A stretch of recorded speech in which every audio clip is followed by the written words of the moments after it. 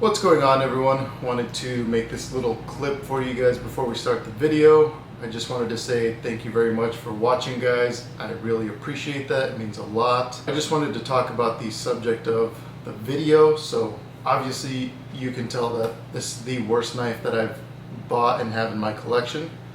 And I just kind of wanted to preface what this video is about. This is not to make someone look bad. This isn't a video on being hateful to this company by any means. I just think that what I'm trying to do with this channel is, I'm a knife guy, I love collecting knives, and I use my knives. So, you know, I want to bring you guys through the good and the bad when it comes to knives and how they perform. So unfortunately, in this case, this was one of those knives that just fell apart on me, if I'm being completely honest. And for a company of such quality, you know, you would expect a little more than what happened to me with this knife.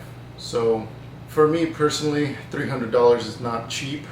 You know, I consider this a high-end knife, and to each their own in terms of what you want to interpret high-end, but you know, $300 is not cheap for me. So I wanted to make this video, show you guys kind of what to expect in terms of when you buy these knives. Hopefully, you know, I was the unlucky guy that got the knife that just fell apart and was horrible, and I just had a bad experience with in general. I hope this knife company does better with their quality control.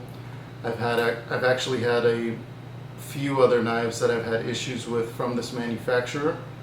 So nonetheless, I still love this company. They're a great company. I actually have 2 or 3 knives on my list that I want to buy from them. So hopefully they get their quality control stuff fixed sooner than later. But anyways, guys, just wanted to give you that preface, and let's go ahead and move forward with the video.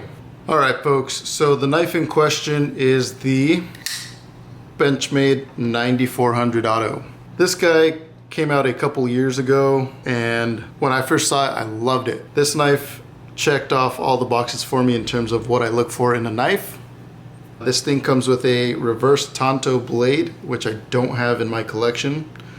And in terms of tactical knives, you know, has all the lines that I like. The green handles was something that I loved because I want to differentiate from all the all black knives that I have. So the green handles and the purple aluminum spacer in the back made this thing really pop. So that's what basically drew me to this knife. And obviously this is an automatic, so that was a pretty big factor for me too.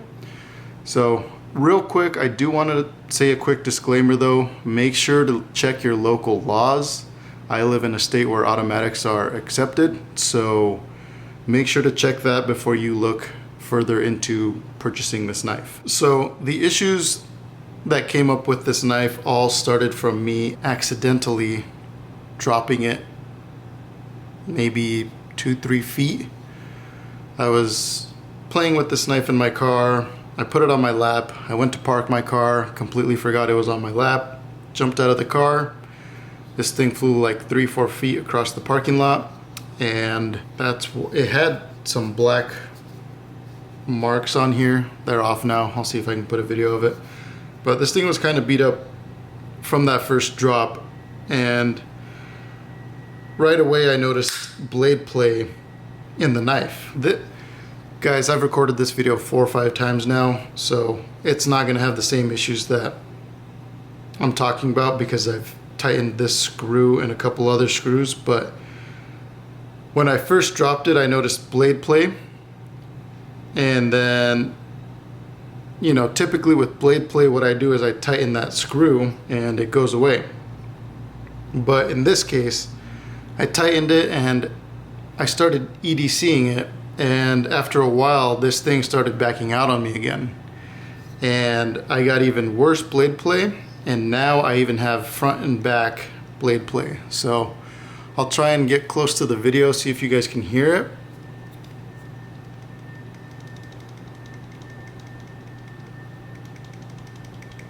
So it's really bad. It's something I wasn't expecting from this knife or Benchmade in general.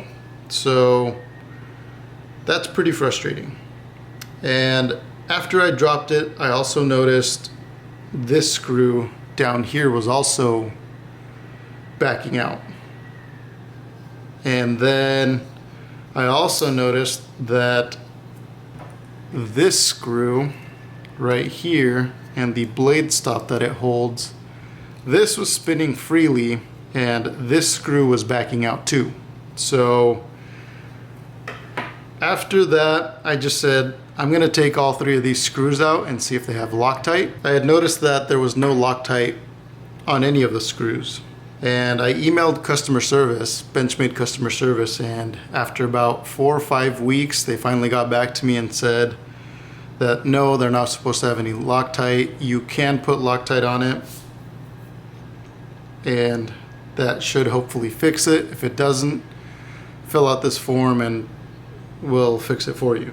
So I did that, and so far, ever since, I haven't had any issues with it so far.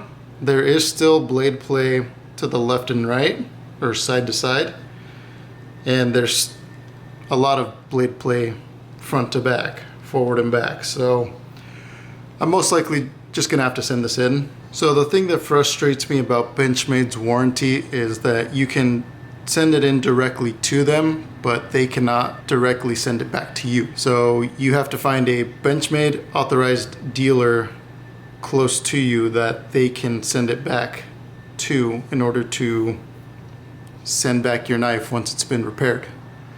So that's pretty frustrating for me. I don't really have any dealers that are close to me or close enough that I can just send this off to. And you know, it's just an extra step for me to have to get this knife back when ideally I'd want it to be sent back directly to me. Anyways, this knife to me is not all that I wanted it to be. You know, for a $300 knife, for it to have as many problems as it does, I would not recommend this knife to anyone. If you like the style and you don't care about having an automatic, go for a 940. It's literally the same knife, but with an axis lock, not an automatic. So that's my 2 cents on that. I mean, guys, I have a TR5. I have a ProTech. This thing is amazing. I've had it for 3-4 years now, and I've dropped this thing so many times. There are marks on the clip. I've dropped this thing more than I can count, and never has any of these screws that's on it backed out on me, especially not the one for the action and the blade. That's ridiculous. This was cheaper than that. This was $250, that was $300. I would go with the ProTech all day over this Benchmade Auto. Anyways, guys, that's my 2 cents on it. I hope you guys enjoyed this video. If you have experienced any of these issues, comment down below, let me know. I'm really interested to see what other issues there have been with the Auto specifically. And I hope this was a quality control thing that just kind of got skipped. I hope this doesn't happen to anyone, but again, if it did, let me know, comment down below. Thank you very much for watching, guys. I really appreciate it, and I'll catch you guys in the next video. Take care.